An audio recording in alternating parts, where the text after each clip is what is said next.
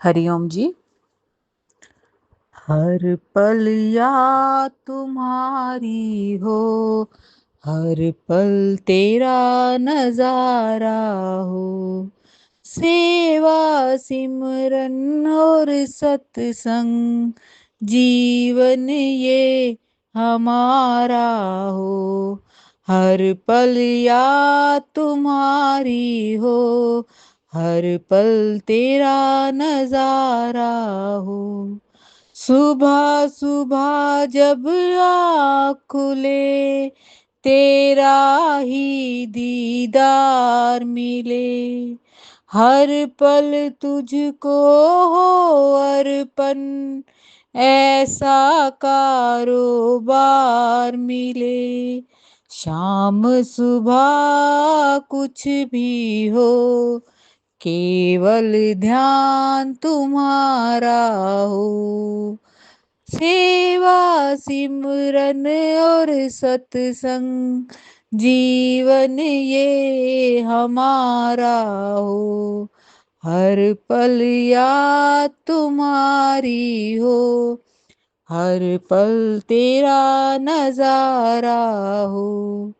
मन के आंगन में सतगुर तेरे नाम का फूल खिले।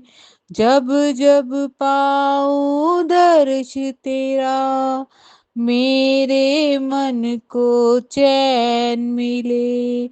दुनिया से क्या लेना, बस एक तू हमारा हो। सेवा सिमरन और सत्संग जीवन ये हमारा हो। हर पल याद तुम्हारी हो, हर पल तेरा नजारा हो। ऐसी दया करो भगवन, वाणी में भी मिठास हो। तेरा मैं गुणगान करूं, और तू मेरे पास हो। जब भी मैं मुंह खोलूं, तेरा ही जयकारा हो। सेवा सिमरन और सत्संग जीवन ये हमारा हो। हर पल याद तुम्हारी हो, हर पल तेरा नजारा हो। जीवन की हर वेला में सतगुरु तुम मेरे साथ हो। अंग संग रहना तुम मेरे, दिन हो चाहे रात हो। मौत भी जब आए सामने, तेरा ही दीदार हो। सत सेवा सिमरन और सत्संग जीवन ये हमारा हो। हर पल याद तुम्हारी हो, हर पल तेरा नजारा हो। सेवा सिमरन और सत्संग जीवन ये हमारा हो। हरिओम।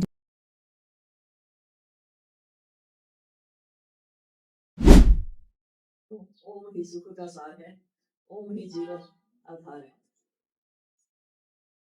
तो उसमें अपना जीवन का आधार बनाते हुए तो पहले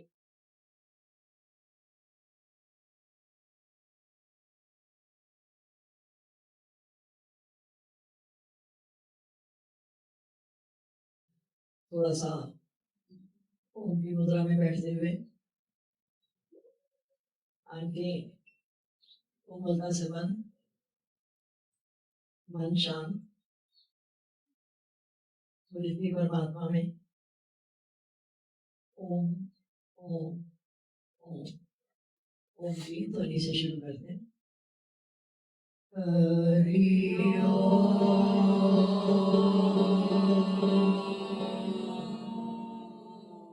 शिव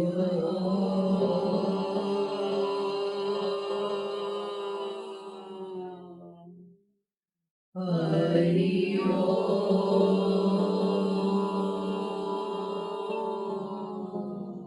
शिव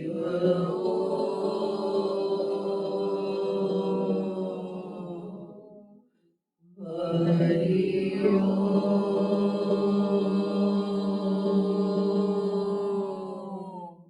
शिव हरि शिव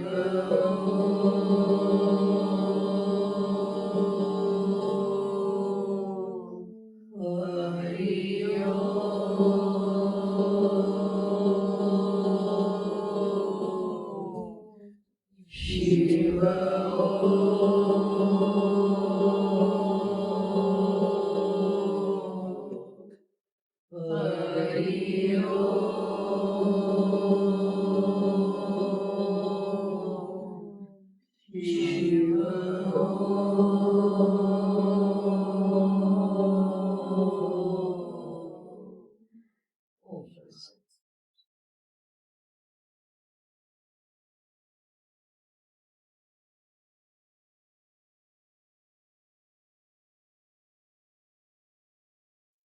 मन की गति संभालिए, भक्ति की ओर डालिए।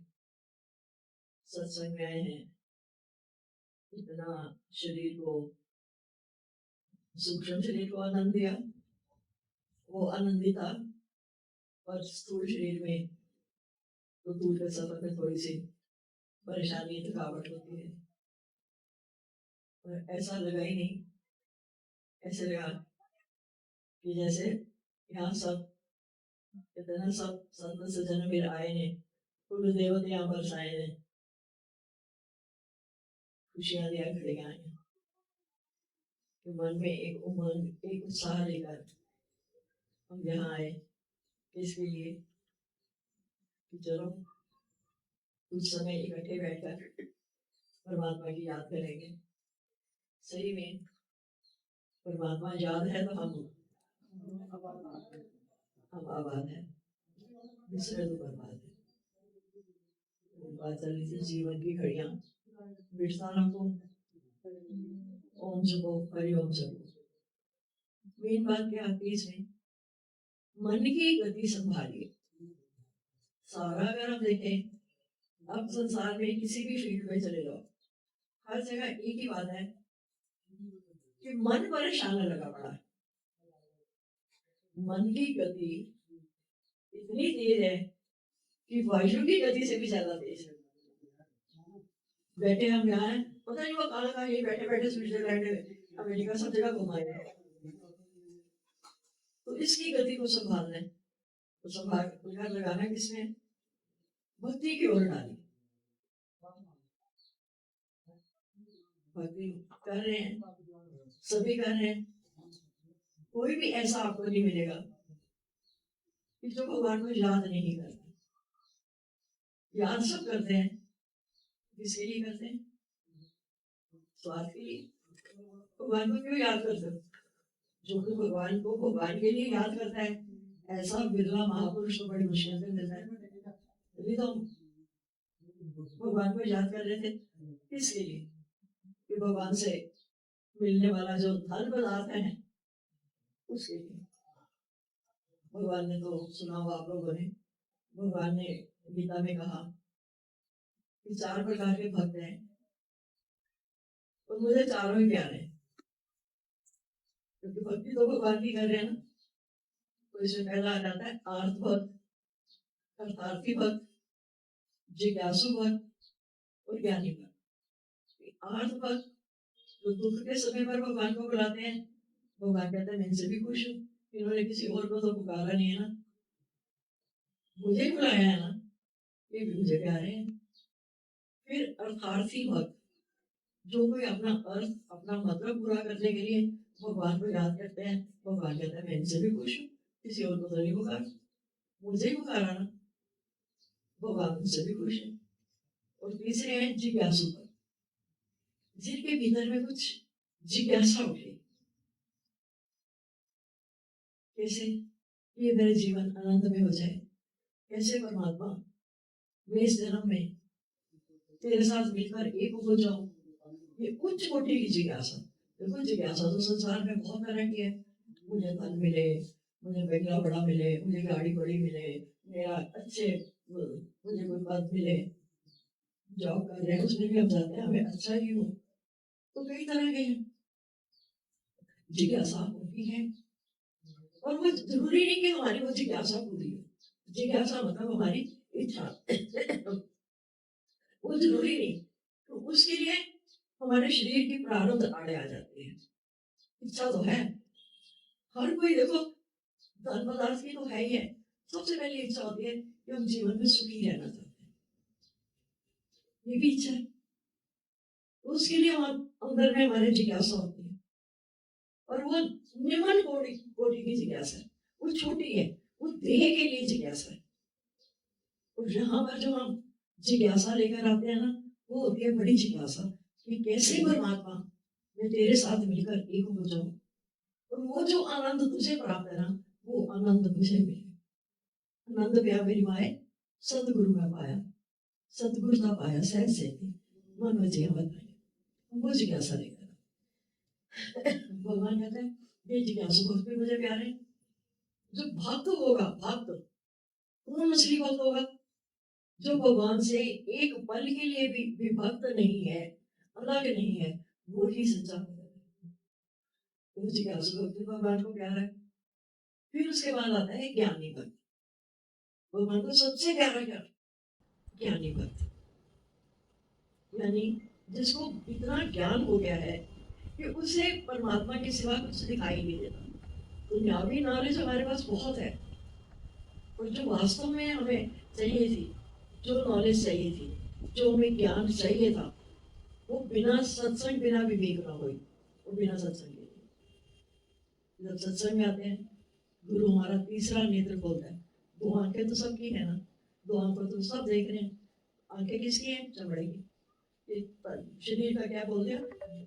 चमड़ा है, मांस जैसे बोलते हैं ना, मांस, ये वो है, ये चमड़ा है। ये आंखें भी चमड़े की, ये चमड़े के आंख चमड़ा ही देखती है। यानी मैं भी कुछ हूँ और तू भी कुछ है, नाम रूप में फंसे होते हैं उसमें। लेकिन इन सब से ऊपर करने के लिए सत्संग आए तो गुरु ने हमारा विवेक जागृत किया। उससे क्या हुआ? विवेक जागृत क्या किया?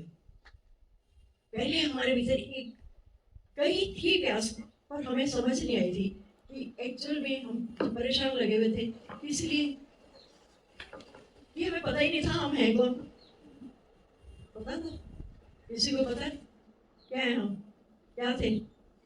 वही एक इंसान है, दुनिया में आए हैं। अब हमारा हमें अपने स्वरूप का ही नहीं पता कि एक्चुअल में हुए हमारे बैठे हमारे। हम तो अपने आप को एक 5 तत्वों का पुतला मान के बैठे हुए। ये 5 तत्वों का शरीर है, इसी में सारे विकार भरे पड़े हैं। और कर क्या रहे थे? जन्म तो लिया हमने इतना सुंदर, मानुष का जन्म लिया, पर करतूतें कौन सी? विश्वम्भर। क्योंकि पता ही नहीं था। तो कितना कुछ हमें मिला, भी वाणी में भी सुना कि एक बीमारी लगी थी हमें, मच वाट शोर, है ना, सबको है ना, और चाहिए और चाहिए और चाहिए, पर हमें पता नहीं था चाहिए क्या। तो हमें कितना भी परमात्मा ने दिया, कितना भी दिया, लेकिन हमारे मन जो है ना, ये पूरी तरह संतुष्ट नहीं हुआ, ये सेटिस्फाइड नहीं हुआ। अंदर में एक ना एक चीज की कमी लगी रही, नहीं ये तो होना चाहिए। फ्रिज आ गया बड़ा, नहीं नहीं अब अच्छी वॉशिंग मशीन भी आनी चाहिए। अब गाड़ी छोटी दे दी भगवान ने, पहले छोटी की इच्छा थी, फिर अब बड़ी चाहिए। तो एक बीमारी लगी हुई थी कि मच वांट्स मोर, पर पता नहीं था क्या चाहिए। यहाँ पर जब सत्संग में आए तो सदगुरु ने हमें याद दिलाया कि हमें चाहिए क्या था। हमें नहीं पता था कि ऐसा संसार में कुछ होता है कि जिसको पाने के बाद कुछ पाना शेष नहीं, जिसको मिलने के बाद किसी से मिलने की प्यास ही खत्म हो जाती, जिसको पाना था पा लिया, जिसको मिलना था मिल लिया। अरे जो काम हम करने आए थे ना, वो हमारा काम हो गया। नहीं अभी तो मुझे ये भी करना है, अभी तो मुझे ये भी करना है। पर कुछ तो ऐसा है ना संसार में, कुछ तो बना है ना जिसको करने के बाद हम कह दें बस भाई अब मुझे और कुछ नहीं करना। वो सिर्फ यही था कि मुझे अपनी पहचान बनानी थी, कि एक्चुअल में मुझे जनाओ मैं हूँ कौन। तो यहाँ पर इस सत्संग में यही गुरु हमें समझाते हैं कि हम हैं कौन, हम आए कहाँ से, हमारी उत्पत्ति कहाँ से आए हम, पता ही नहीं था। जाना कहाँ है, पता ही नहीं था। और अपना नहीं पता था मैं कौन हूँ, क्योंकि मैं संसार में एक मेरी बॉडी रोल कर रही है, वो जो रोल कर रही है उसी को सच मान रहा था। भाई हाँ मैं पिता हूँ, मेरा तो ये कर्तव्य है, मैं माता हूँ, मेरा ये कर्तव्य है, मैं भाई हूँ तो ये कर्तव्य है, बेटा हूँ तो ये कर्तव्य है। यानी बिना ज्ञान के हर किसी ने हमें छोटे छोटे ड्यूटी फर्ज में फंसाया हुआ था।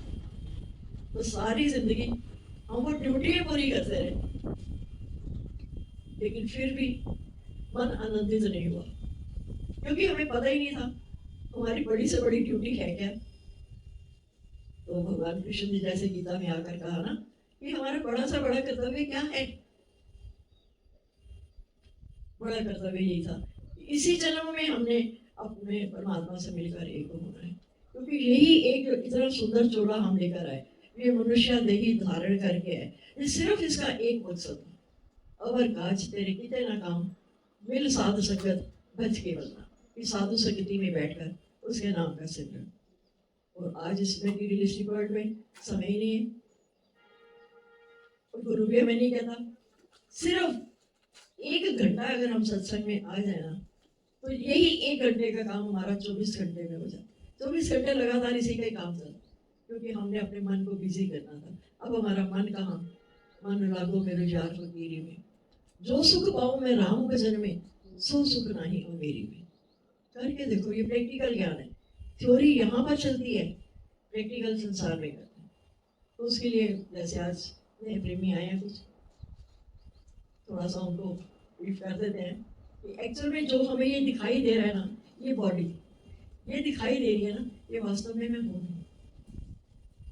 अब एक ट्यूब जल रही है, उसमें क्या है, देखने में ट्यूब है, और ट्यूब और करंट, अगर करंट ना हो तो क्या ट्यूब जलेगी, करंट ना हो तो पीछे से क्या पंखा चलेगा। पर करंट और ट्यूब, इसमें से ज्यादा इंपॉर्टेंट क्या है, करंट। बिना करंट के ट्यूब की वैल्यू नहीं।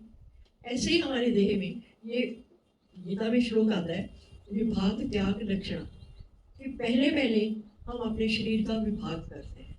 अगर हम सुखी रहना चाहते हो, क्योंकि हमने देखा है कि हमारा अपना अनुभव है कि जब तक हमने अपने स्वरूप का नहीं पता था कि मैं हूँ कौन, तो हम सुखी नहीं रह सकते। इसलिए भगवान कृष्ण ने गीता में अर्जुन को कहा कि विभाग त्याग लक्षण, क्योंकि अर्जुन को मोह हो गया था। मोह किसमें हुआ था, शरीरों से। आइए मेरे सारे अपने भाई हैं, कजिन्स हैं, मैं इनको कैसे मारूं, ये मर जाएंगे, दोस्त हैं तो विधवाएं हो जाएंगी, बच्चे अनाथ हो जाएंगे, उसकी सारी वृत्ति चली गई थी शरीर में। अब उसके शरीर को, मोह को हटाने के लिए भगवान कृष्ण ने उसे आत्मा का ज्ञान दिया। एक इसी शरीर में एक आत्मा, एक शरीर। आत्मा दिखाई नहीं दे रही है, शरीर दिखाई दे रहा है, और जो दिखाई दे रहा है ना, उसमें आपको विकार दिखाई देंगे ही देंगे, चाहे कोई कितना भी कुछ हो। आकार है तो आकार में विकार दिखाई देंगे, लेकिन इसी ये देह में ये जो हमारी आत्मा है, ये निर्विकार है। इस आत्मा में एक भी विकार नहीं। करंट में कोई विकार है नहीं, है ना। करंट को दोषी नहीं माना जाता, पर ट्यूब खराब हो गई, ट्यूब खराब होती है, करंट तो ऐसे ही रहते हैं। ऐसे ही हमारी आत्मा, तो इसका विभाग कर दिया कि इसका विभाग करो, और इसमें ये जो शरीर है दिखाई दे रहा है ना, इसका त्याग करो। अब इसका त्याग कैसे करना है, वो भी गुरु ने हमें समझा दिया कि इसमें जो हमारा इतना मोह फंसा पड़ा है ना, कि मैं इस मिट्टी की देह को सब कुछ मान रहा हूँ, इसमें से मोह निकालना है, उसका त्याग करो। मेरा शरीर है, दिखाई दे रहा है, पर मैं शरीर नहीं हूं, मैं ये शरीर नहीं हूं, ये मिला है मुझे, ये मेरे प्रभु मिलन का साधन है, बट एक्चुअल में मैं जो हूँ, मैं तो हूँ वो आत्मा। तो जैसे जैसे हम शरीर का त्याग करते जाएंगे, वैसे वैसे हमारी आत्मा के लक्षण प्रकट होते जाएंगे। जिस आत्मा को पहले हमने कितना सुना हुआ था, भगवान में चला गया ना, बस उसकी आत्मा को शांति देना, पर यहाँ आकर पता लगा कि आत्मा तो पहले से ही शांत स्वरूप है, पहले से ही आनंद स्वरूप है। तो अब जब हमें उसका आत्मा के बारे में रोज रोज हम सुन के हमें इतना पक्का हो गया कि अब हमें लगता है कि अब हम हल्के हो गए शरीर से। तो जब अपने को बॉडी मान के बैठे हुए थे, हम अपने को भारी फील कर रहे थे, बड़े भारी भारी भारी भारी लगे पड़े। लेकिन जैसे ही आत्मा दिखाई तो देती नहीं, नजर तो आती नहीं, वो कितनी हल्की होगी जब हमें नजर भी नहीं आ रही है। तो गुरु ने हमें कहा वो आत्मा तू है, यू आर दैट आत्मा। जो ज्ञान में आते हैं वो कहते हैं आत्मा, जो भक्ति कर रहे हैं वो कहते हैं भगवान। भगवान और आत्मा में कोई फर्क नहीं है, एक ही है। और जो भक्ति कर रहे हैं वो भगवान कहते हैं, क्योंकि भक्ति के लिए दो चीजें चाहिए, भक्त भी हो और भगवान भी हो। लेकिन आत्मा अपने आप में बोल रही। तो जब धीरे धीरे हम उसके बारे में सुनते हैं, वो हमें इतनी प्रिय लगने लग जाती है कि शरीर में कुछ भी हो रहा है ना, वो हमें तकलीफ नहीं देता। सब कुछ इस देह में है, इस शरीर में सारे विकार इसमें है, पर आत्मा निर्विकारी है। तो आप रोज रोज जैसे आत्मा का ज्ञान सुनते हो, तो आप कैसे आज कैसे खुश खुश बैठे हुए हो। अगर यही हम संसार में होते तो आज कितनी तरह के हमें होता, आज मुझे ये भी करना है, ये भी करना है, इधर भी जाना है, उधर भी जाना है, इसको भी खुश करना है, उसको भी खुश करना है। सारी जिंदगी इंसान इसी चक्कर में पड़ा रहता है कि मुझे सबको खुश करना है, और खुश कोई होता ही नहीं। कोई होता है खुश? कहते ना, अपने खून का आखिरी कतरा भी पिला दो ना संसार वालों को, वो तब भी खुश नहीं होते। तो इसलिए गुरु ने हमें समझाया कि तुम फिर अपने को खुश करने चलो। अब अपने को कैसे खुश करें? अपने को मैं राजी तो जग राजी। पर कितनी सुंदर बात गुरु ने बताई कि हम खुश रहना चाहते हैं। I want to be happy, but I want to be happy unless to make you happy. मैं खुश रहना चाहता हूँ, पर मैं तब तक खुश नहीं रह सकता जब तक मैं सामने वाले को खुश न करूँ। अब सारे हथकंडे हमने अपना के देख लिए, सामने के वाले के साथ हमने करुणा का भाव भी रख लिया, उसे दोस्ती मित्रता भी रख ली, उसको उसकी तरक्की को देखकर हम खुश भी हो गए, पर वो तो फिर भी नहीं खुश हो। फिर गुरु कहता उसको छोड़ दो, उसको छोड़ दो। सारे इतना कुछ करने के बाद तो हमारे जीवन का लक्ष्य क्या है? आज बहुत बड़ा गिफ्ट जो दुनिया में तुम्हें, जो नए प्रेमी आए हैं, उनको किसी ने नहीं दिया होगा, किसी ने भी नहीं। अभी बताते हैं और आप सुनकर हैरान भी हो। क्या आज तक तुम्हें किसी ने भगवान कहा? गंदा बंदा पागल बेईमान झूठा, ये तो सबने कह दिया, पर किसी ने ये कहा कि बिलीव इट और not but you are God. चाहे तुम विश्वास करो या ना करो, तुम भगवान हो। पहले पहले तो हमें लगता था वो गालियां सुनने की आदत पड़ी हुई थी ना, वो तो अच्छी लगती थी, फिर आदि हो गया संसार में रह रहे तो सुनना ही पड़ेगा। लेकिन गुरु के मुख से जब सुना कि मान ना मान तू है भगवान, तो ये हजम नहीं हुआ कि मैं भगवान कैसे हो सकता हूँ। अरे भगवान तो इतना विशाल, इतना बड़ा है, भगवान तो क्या क्या करता है। लेकिन अगर भगवान से पूछे, भगवान कहता है मैं कुछ भी नहीं करता, ना मैं चींटी बनाता हूँ, ना मैं हाथी बनाता हूँ। इसलिए कहा ना, भगवान तो बहुत कुछ करते हैं, वो तो चींटी भी बना लेते हैं, हाथी भी बना लेते हैं। आप कैसे कह देते हो कि तू भगवान है, हम क्या कर सकते हैं? मैंने कहा भगवान तो बड़ा होशियार है, वो तो मुकर जाता है, मैं तो ये भी नहीं बनाता। ये भी हर कोई अपने कर्मों के अनुसार बनता है। ये जो हमें नया जन्म मिलता है ना, ये हमारे कर्मों के हिसाब से मिलता है। इसलिए यहाँ पर सत्संग में आते हैं तो गुरु क्या करते हैं कि कर्म हमें तंग नहीं करता। जो कर्म का कर्ता बना दुखी करता है ना, गुरु उसका ही खात्मा करवा देते हैं कि I am not the doer. मैं करता हूँ तो मुझे कर्म के फल की इच्छा भी चाहिए। जब मैं कुछ करता ही नहीं तो मुझे फल भी चाहिए। अब हमें ऐसा लग रहा है ना, हम करते कुछ भी नहीं है, बस हो रहा है, उसको हमें देखना है और उसको एक्सेप्ट करना है। ये बातें तभी समझ में आ जाती हैं कि करण करावन अपने आप। फिर करने वाला कौन है, करवाने वाला कौन है? पिक्चर देखते हैं, वो तो एक्टर जो हीरो हीरोइन है वो क्या करते हैं, वो तो आगे अपना एक रोल कर रहे हैं, उसके पीछे डायरेक्ट किसने बनाया, कहानी किसने लिखी, डायरेक्टर प्रोड्यूसर उसका कौन है। ऐसे ही जो हमारे मन में भाव आते हैं, काम तो उससे होता है। बात बहुत सुंदर करते हैं कि उसके हुक्म के बिना पता भी नहीं हिलता। पर क्या हमने माना कि ये सामने घटना हो रही है, ये भी भगवान के हुक्म के बिना नहीं हो रही, ये उसका हुक्म था। आज ऐसा होना था, होनी थी सो होएगी, ऐसा होना था, ये अवश्य भावी था। कभी हमारी चली, हमने लाख कोशिश कर ली कि हम अपनी चलाएं, पर क्या हमारी मन की इच्छा पूरी हुई? इसलिए जिस दिन हमें ये समझ में आ जाता ना कि हुक्मे अंदर सब कोई, बाहर हुक्म ना कोई, नानक हुक्मे जे मुझे, तो हो मैं कोई नहीं करता। ये सब परमात्मा के हुक्म में हो रहा है और मुझे इसे स्वीकार करना है। बाय हुक और बाय हुक मुझे इसके स्वीकार करना है। एक्सेप्टेंस बहुत जरूरी है। वो तभी होगी जब मैं अपने स्वरूप में स्थित होगा। देह के साथ तो बहुत सारे विकार हैं, लेकिन आत्मा में कुछ है ही नहीं। बस यहाँ पर ये जो आत्मा का ज्ञान चलता है ना, इस आत्मा के ज्ञान के फलस्वरूप ही हम अपने को जान पाते हैं। गुरु हमें क्या समझाता है कि अपने को जानो, अपने को जानो। मैं हूँ। जब पता लगा I am the son of God, कि मैं परमात्मा का बच्चा हूँ। हम तो अपने आप को एक संसारिक माता पिता का बच्चा मान रहे थे, पर शक्ति उसमें किसकी थी? भगवान। अब मैं किसका बच्चा हूँ? I am son of God, मैं परमात्मा का बच्चा हूँ। परमात्मा का बच्चा कैसा होगा? परमात्मा जैसा ना, कुत्ते का बच्चा कुत्ते जैसा, बिल्ली का बच्चा बिल्ली जैसा, तो परमात्मा का बच्चा कैसा? परमात्मा जैसा। जैसे हम कहते थे कि I am the son of God, मैं परमात्मा का बच्चा हूँ, तो परमात्मा वाले सारे गुण मेरे में आ जाते हैं, क्योंकि गुण मेरे में थे, पर हमारे अहंकार के कारण वो गुण हमारे ढके गए थे। हम अहंकार करके बैठे हुए। स्मॉल आई के ऊपर वो बिंदी होती है ना, वो बिंदी किसकी है? अहंकार की। जैसे हमने बिंदी को हटाया तो वो आपको बड़ी आई होगी, कैपिटल आई होगी। अब कैपिटल आई क्या है? में कौन सी में? स्मॉल आई थी शरीर की में, और कैपिटल आई है आत्मा की। मैं ही तो हूँ, मैं ही तो हूँ, मैं ही तो हूँ।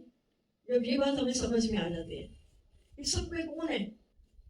सर्व में बैठे भगवान, एक नूर से सब जग उपजे, कौन भले कौन मंदे, सब एक ही नूर से पैदा हुए। तो किसको भला बंदा किसको आकी है? जे है ही करता। जब हमें पर्दे के पीछे जो है वो दिखाई दे जाता है, फिर वहां क्या लगता है? पर्दे को उठाया तो क्या देखा? पर्दा उठा तो आप गया, आपको सजदा कौन करे? तुझ में मुझ में कुछ भेद नहीं। क्या भेद है? सिर्फ मन के विचारों। अब ये इस सत्संग में आकर हमें अपने मन के विचारों को पलटा देना आ जाता है। हर एक बात में हमें पॉजिटिव दिखाई देना शुरू हो जाता है कि हाँ, जो हो रहा है, जो हो रहा है, ये सब अच्छे के लिए हो रहा है। बुरा तो संसार में होता ही नहीं है। होता है बुरा?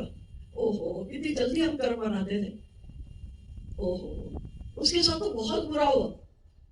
अरे भगवान ने किया, भगवान के हुक्म में हुआ, बुरा कहां से हो गया? और उसके पीछे का राज नहीं जानते थे, हम नाराज हो जाते थे। नाराज क्योंकि हम उसके राज को जानते ही नहीं थे। हमारी बुद्धि इतनी विकसित ही नहीं हुई थी। हमारा तो जो बुद्धि थी सिर्फ इस शरीर में अटकी हुई थी, लेकिन सदगुरु ने उसी बुद्धि को सात्विक बना दिया। अब सर्व में बिके भगवान। अब तो प्रेम होने लगा हर किसी के लिए, हर किसी के लिए प्रेम होने भी लगा, और प्रेम को लुटाना भी आ गया। प्रेम का जाना जो भी लुटाए, जब उसका दीवाना। और प्रेम कौन सा? ईश्वरीय प्रेम। एक संसार में होता है स्वार्थ का प्रेम, हम अपने स्वार्थ की पूर्ति के लिए करते हैं। एक प्रेम ऐसा होता है जिसमें हमारा स्वार्थ नहीं है, बिना स्वार्थ के करते हो। इसमें हमारा कोई स्वार्थ नहीं, इसमें हमारा कोई अहंकार नहीं है।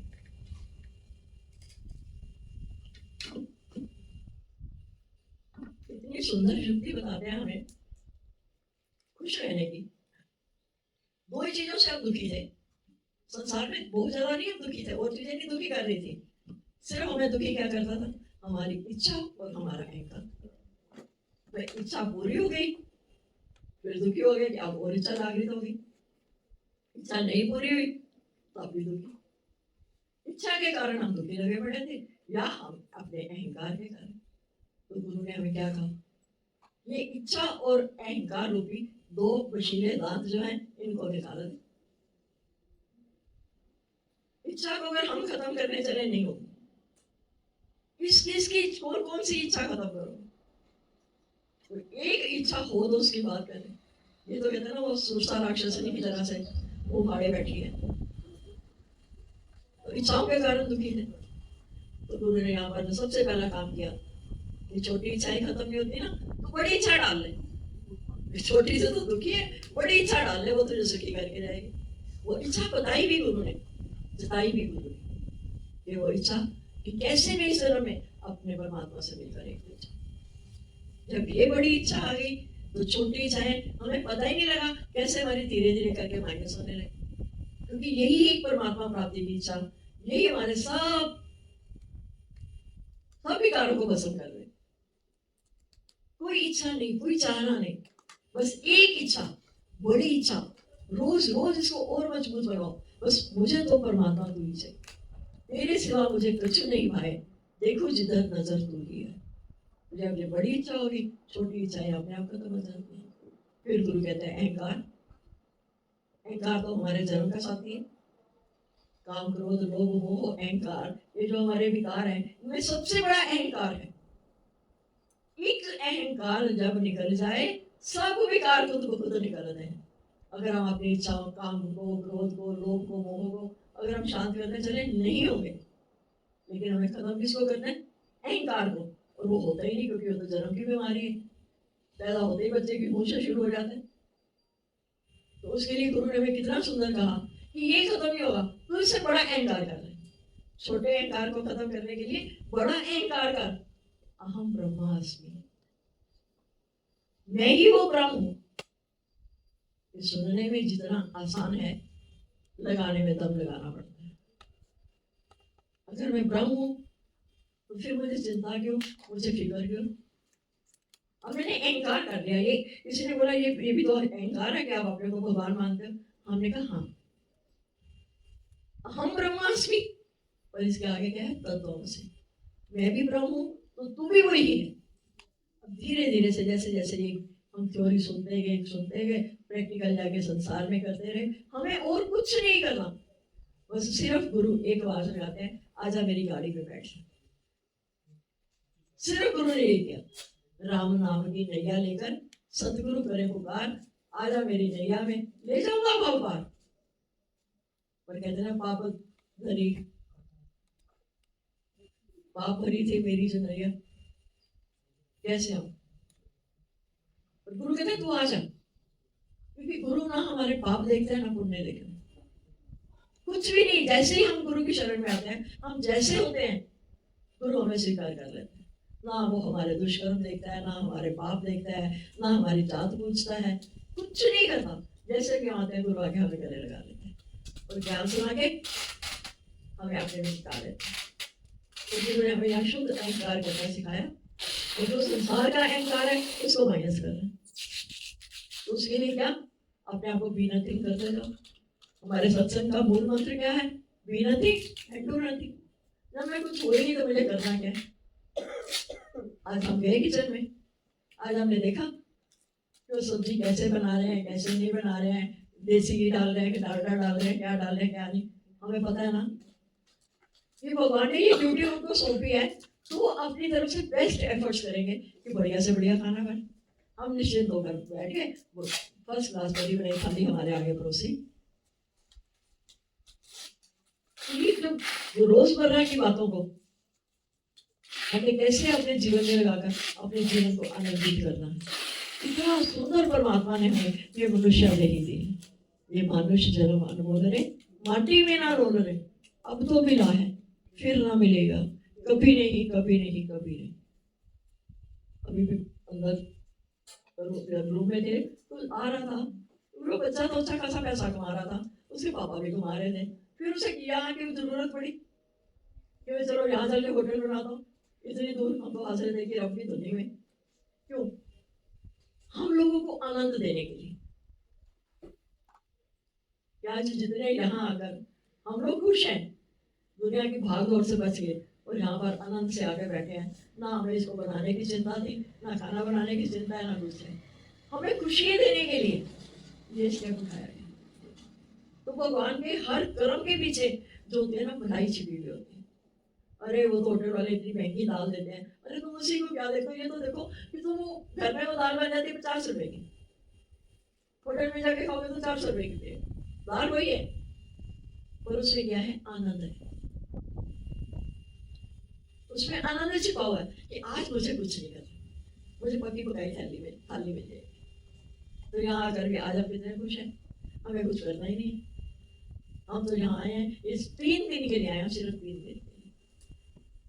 थोड़ा सा आप गहराई को लेके चलो, ये 3 दिन ठीक है। परमात्मा कहता है तो मेरी तरफ आ तो मैं तुझे भरपूर कर दूंगा।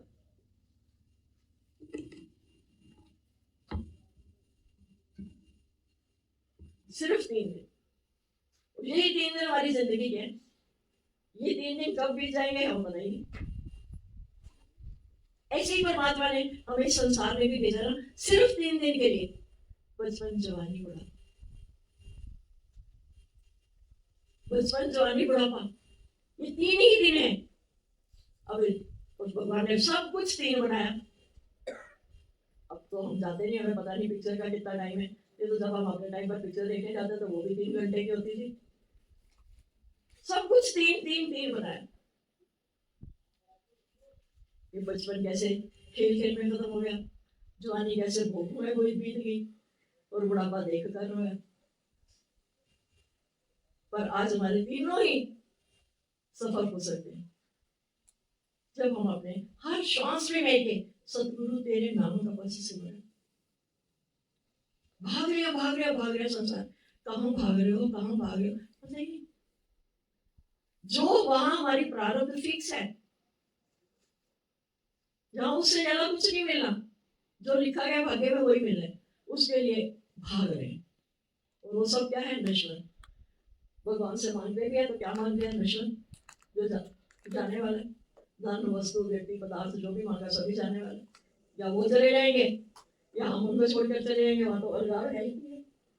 लेकिन यहाँ इस तरफ परमात्मा की तरफ आने के लिए हमें पुरुषार्थ करना है, यानी हमारा हर कर्म पुरुष परमात्मा के लिए किया। सिर्फ नजर का फर्क है। अरे वो आ गया, इस टाइम पर आया, अब मैं उनके लिए फिर उसके लिए खाना बनाऊं, खाना तो बनेगा, तन भी लगेगा, धन भी लगेगा, पर मन नहीं लगा तो क्या हुआ, आनंद नहीं आया। लेकिन वही यहाँ में गुरु सिखाते हैं, कौन आया, अरे भगवान ही तो आया। तो भगवान को वैसे नहीं भोग बनाकर जब खिलाते भगवान को, आते हैं ना एक वो गोवर्धन पूजा के क्या 36 प्रकार के व्यंजन खिलाएंगे, बनाएंगे भगवान के भोग के लिए। तो यहाँ अगर कोई आ जाए, सिर्फ हम अपनी नजर का फर्क करें कि भगवान के सिवा तो कुछ है ही नहीं। आया कौन भगवान, गया कौन भगवान, किसके लिए कर रहे हैं भगवान, आपके लिए। सब भगवान में आपके लिए कर रहे हैं, वो परमात्मा, वो आनंद स्वरूप भगवान। तो फिर देखो, जब मैंने कह दिया कि वो आनंद स्वरूप भगवान के लिए मैं सब कर रही हूँ, तो मैं कैसे आनंदित नहीं होऊंगा। जीवन तो हमें मिला, माता पिता के गर्भ से आए, जन्म तो हुआ, पर हमें जीने की कला नहीं है। वो कला हमें आकर सिखाते हैं हमारे सदगुरु। जीना है तो कैसे जीना है, रो रो कर नहीं जीना। अभी बात चल रही थी जीवन की घड़ियां बिरसा ना तो ओम जपो हरि ओम जपो, श्वास श्वास से मरो गोविंद, मन अंतर की उतरे चिंत। हर श्वास में मैं के सतगुरु तेरे नाम का पद सुमिर, हर श्वास, एक एक श्वास जो है ना, एक एक श्वास हीरा मोती ये कमाने के काबिल नहीं है। गुरु जो भगवान ने करवाना है वो करवा लेगा, कर तन से सारे धंधे पर मन को रख लिया। बस मन में एक, ऐसे भजन बोलते ना, ऐसे गुरु को मन में बसा लो, सारे रोग मिट जाए। गुरु को बोला, भगवान और गुरु में फर्क है, पारस में और गुरु में फर्क है। पारस लोहे को सोना तो बना लेता है, पर पारस नहीं बनाता। पारस के नजदीक में लोहा ले आओ ना, तो लोहे को सोना बना देगा और पारस साफ सामान नहीं बनाएगा। लेकिन गुरु के पास जो भी कोई आता है, गुरु से आप सामान बना, जो मैं हूं सो तू है, जो तू है सो मैं। कैसे हमें इस दुनिया में जीना, कैसे हर कोई को एंजॉय करना है, अपने से प्रॉमिस करो, और किसी से नहीं करो, ना गुरु से करो ना किसी से, अपने से। मुझे खुश रहना है, हालत आए चाहे जैसी, कम ना हो मन की मस्ती, जैसी भी हालत आए, जैसी भी भगवान आप हालत आ रहे हो, मुझे वो बोलते हैं ना भजन, सुख भी तेरे प्यारे हैं और दुख भी तेरे प्यारे हैं। तो छोड़ो किसे भगवान, दोनों ही तो तुम्हारे हैं। बात चलती है एक सत्संग में, किसी लड़की के पियर से मिठाई का डिब्बा आया। अब मिठाई पता नहीं मौसम की वजह से थोड़ी खराब हो गई। अब लड़की के ससुराल में सारे कह रहे हैं भाई मिठाई तो खराब है, मिठाई तो खराब है, पर वो लड़की नहीं कह रही। क्यों? क्योंकि उसके मायके से आई है, उसके पापा के घर से आई है, तो वो नहीं कहेगी मिठाई खराब है। ऐसे ही हमारे जीवन में जो भी कोई परिस्थितियां आ रही हैं, कोई ऐसी हालतें हैं जो हमारे मन के मुताबिक नहीं है, पर एक बात समझ में आ जाए, बेटी तो मेरे भगवान ने आना, ये हालत मानकर कौन आया? भगवान ही तो आया। क्योंकि ये जब हालतें भी आती है ना, ये हमें ऊपर चढ़ाने के लिए आती है। कोई भी हालत नहीं होती है, वो असल में हमारी परीक्षा होती है, और परीक्षा के लिए, एग्जाम के लिए तैयारी तो करनी पड़ती है ना। तो यहाँ हम आते हैं ना, तो गुरु हमें हर चीज को स्वीकार करने की कला सिखाते हैं। कुछ निकलता ही नहीं कोई गलत है, अरे वो तो बड़ा पहले कैसे थे, जब ज्ञान नहीं था तो बड़ी जल्दी फिर समझ में आई धीरे धीरे कि अगर एक उंगली उधर करते हैं तो 3 उंगलियां हमारी तरफ भी तो आती हैं। गाय की पूंछ काली कहना बड़ा आसान है। 2 भैंसें जा रही थी, भैंस तो आपको पता ही है पूरी की पूरी काली होती है, तो एक भैंस दूसरी भैंस को कहती है देख तो सामने गाय जा रही है ना, गाय की पूंछ काली। तो दूसरी भैंस उसको कहती है तूने गाय की पूंछ काली तो देख ली, पर तू तो पूरी काली। अब हमें अपनी तरफ देखना आ गया ना, हम कहाँ स्टैंड करते हैं, हम कैसे हैं, जग कैसा, मुझे जैसा।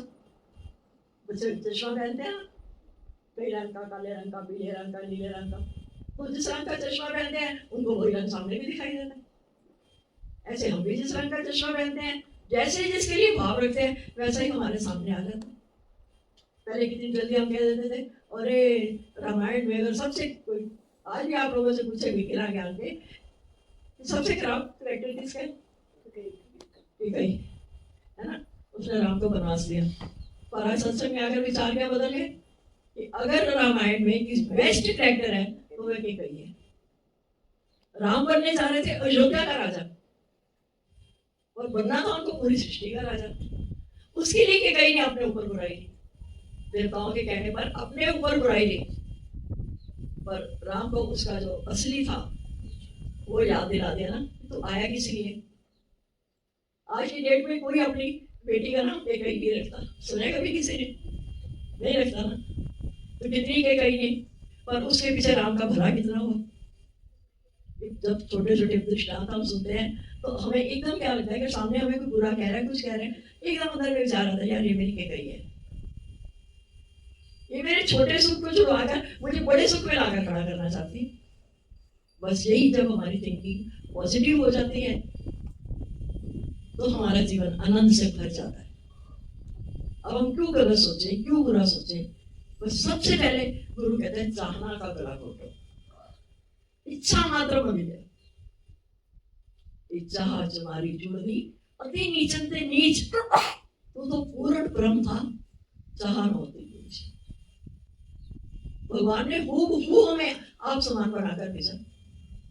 देखो देवी माता की फोटो देख लो, राम की देख लो, कृष्ण की देख लो, वही नैन नक्श, वही सब कुछ वही है। अपना स्वरूप देकर भगवान ने हमें यहाँ भेजा।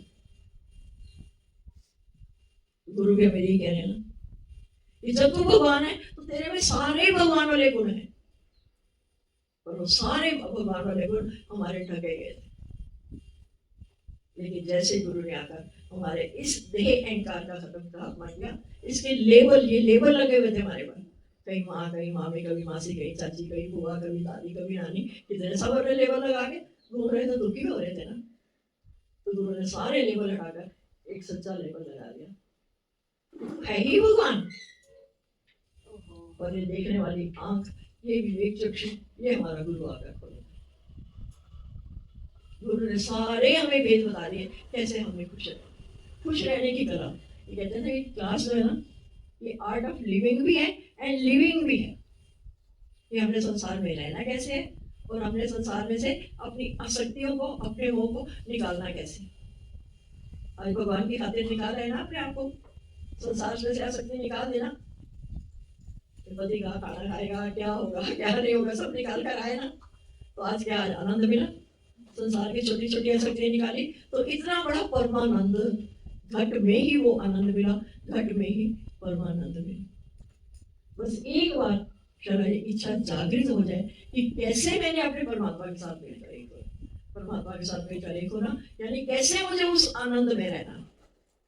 अनंत में मेरी माए सतगुरु में पाया, सतगुरु का पाया सहज से, आसानी से मिल गए।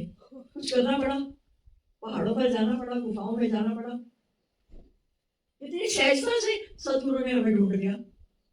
इतनी भीड़ में हम गुरु को ढूंढने जाते नहीं ढूंढ सकते। आज गुरु ने हमको ढूंढ लिया, आज हमारे बारे में आ रहा। तो ये जो जीवन मिला है, ये थोड़ा सा जीवन है, ये बार बार मनुष्य जन्म नहीं मिलता है। 84 लाख योगियों को भोगने के बाद फिर ये एक मनुष्य जन्म मिलता है, और ये जन्म है हमारा मुक्ति के लिए। हम मुक्त होकर होने के लिए आए थे, हम अपने परमात्मा के साथ मिलकर एक होने के लिए आए थे। जब बच्चा पैदा होता है उसकी दोनों मुट्ठी बात होती है ना, देखा ना। एक में क्या होता है, मुक्ति का टिकट, ये हम लेकर आए थे, और दूसरे में राशन कार्ड।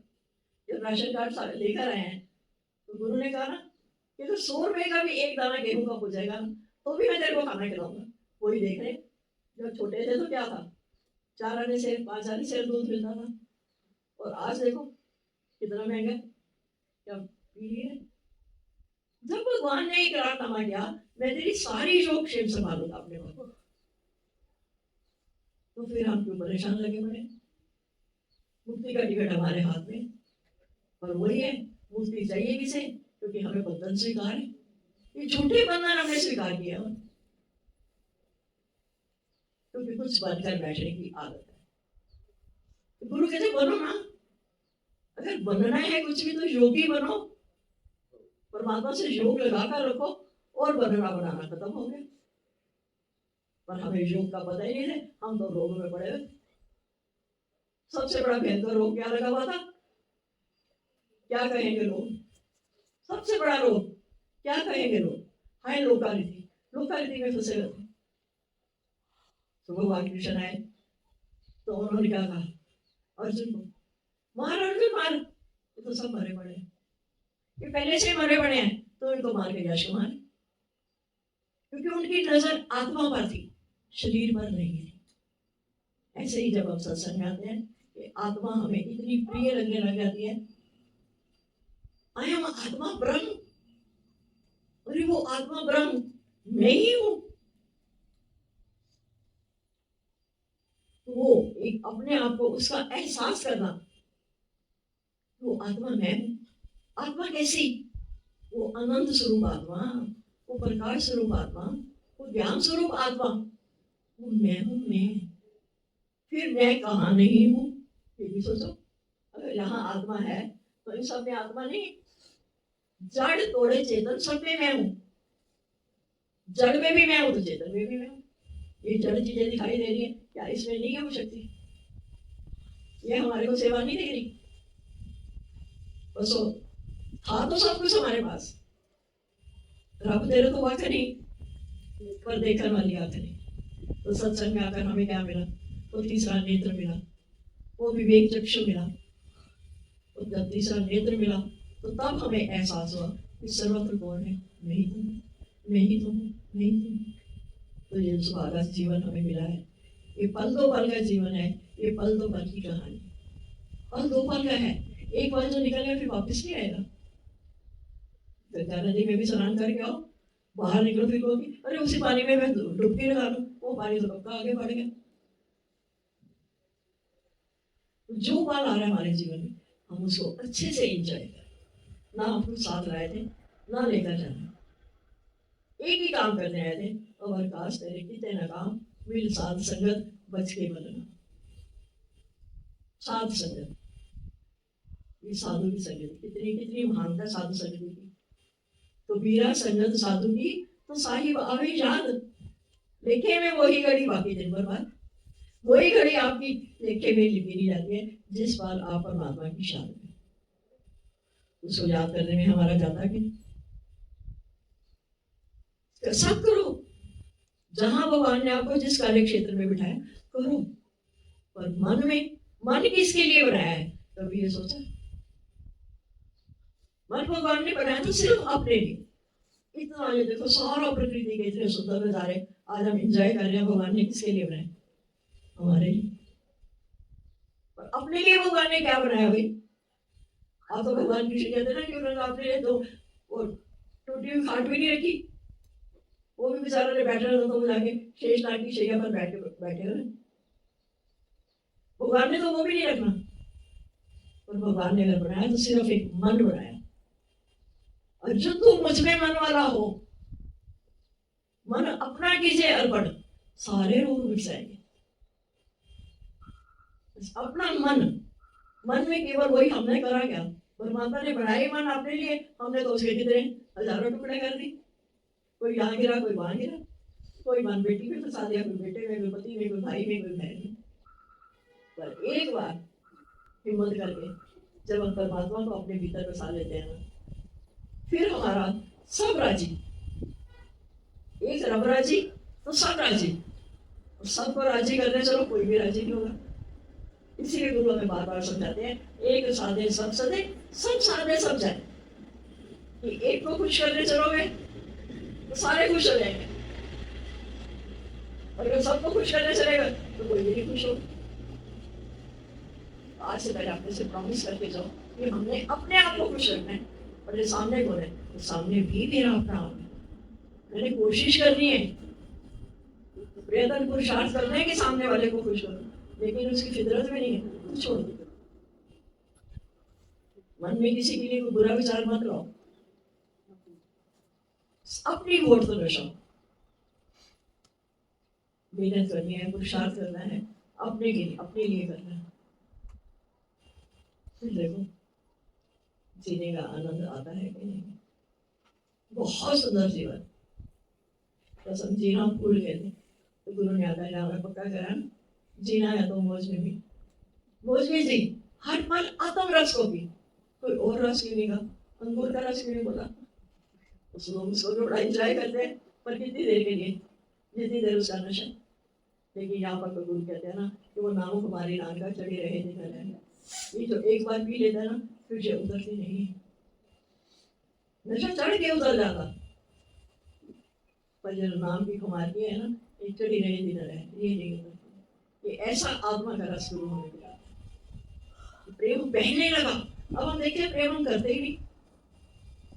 पहले होता था हाँ हम तो इतना प्रेम करते हैं, आगे से हमें भी तो वापस मिले ना। अब हम लगता है हम तो प्रेम करना भूल ही गए, हम तो करते ही, क्योंकि प्रेम किया नहीं जाता, हो जाता है।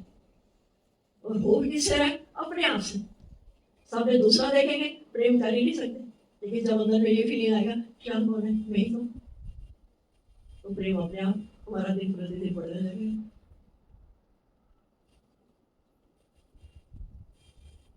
करोगे आज प्रॉमिस? पहले भी कई बार किया होगा, आज भी करते हैं, मुझे अपने को खुश रखना है, सामने वाले को भी खुश रखना है। लेकिन अगर वो नहीं होता तो छोड़ो, जब उसका समय आएगा वो भी समझ जाएगा। ठीक है, समझ आया? आत्मा और देह, ट्यूब और करंट। अभी ट्यूब में दो चीज होती है ना, एक ट्यूब दिखाई दे रही है, किसे करंट, ट्यूब तो खराब हो जाएगी, करंट खराब नहीं होगा। ऐसे ही हमारे इस बॉडी में एक ये दिखाई दे रही है, और एक इसके पीछे चलाने वाला जो उसको चला रहा है, किसकी शक्ति से।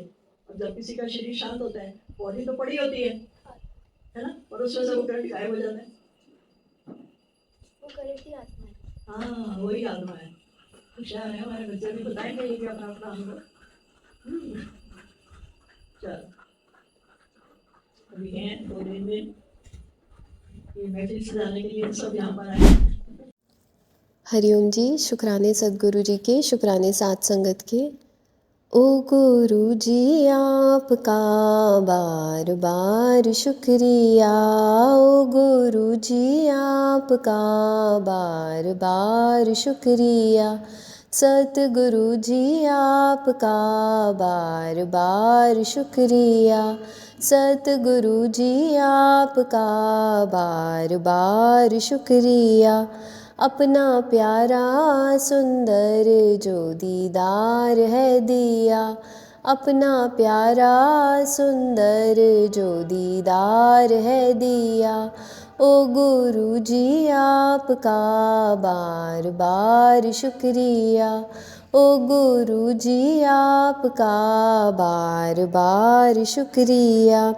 तेरा दर्शन हमारी जिंदगानी, और दुनिया में कुछ भी नहीं है। तेरा दर्शन हमारी जिंदगानी, और दुनिया में कुछ भी नहीं है। तेरी कृपा जो पाई बार बार शुक्रिया, तेरी कृपा जो पाई बार बार शुक्रिया, ओ गुरु जी आपका बार बार शुक्रिया, ओ गुरु जी आपका बार बार शुक्रिया। तेरे दर्शन का दिल ये दीवाना, दिया चरणों में हमको ठिकाना। तेरे दर्शन का दिल ये दीवाना, दिया चरणों में हमको ठिकाना।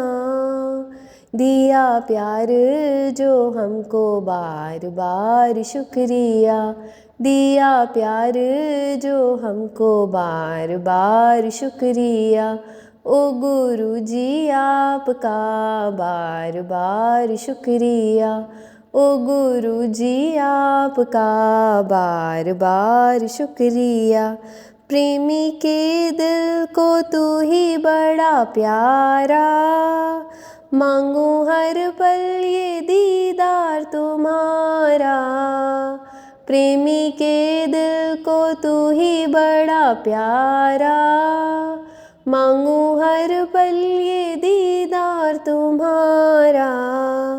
तू हुआ जो हमारा बार बार शुक्रिया, तू हुआ जो हमारा बार बार शुक्रिया, ओ गुरु जी आपका बार बार शुक्रिया, ओ गुरु जी आपका बार बार शुक्रिया, सतगुरु जी आपका बार बार शुक्रिया, सतगुरु जी आपका बार बार शुक्रिया। अपना प्यारा सुंदर जो दीदार है दिया, अपना प्यारा सुंदर जो दीदार है दिया। शुक्राने सद्गुरु जी के, शुक्राने साथ संगत के।